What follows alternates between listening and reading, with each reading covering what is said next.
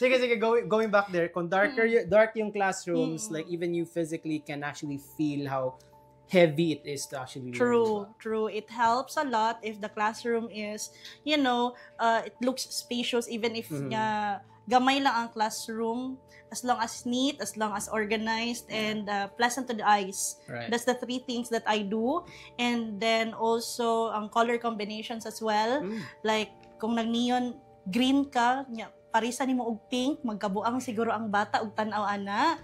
So, you have to combine the green with the white. Oh wow, Yeah. merong may parang scholar psychology that you guys have to dapat use. merong color combination and everything, or else it will really hurt the brain, the brains yes. of the students. So, especially like bright colors na. Yes. I feel like we all know that at this point already, especially yung mga iPad kids, di ba? Yes. Na the brighter colors actually hinder their or at least yung attention span nila, so it's not really that good.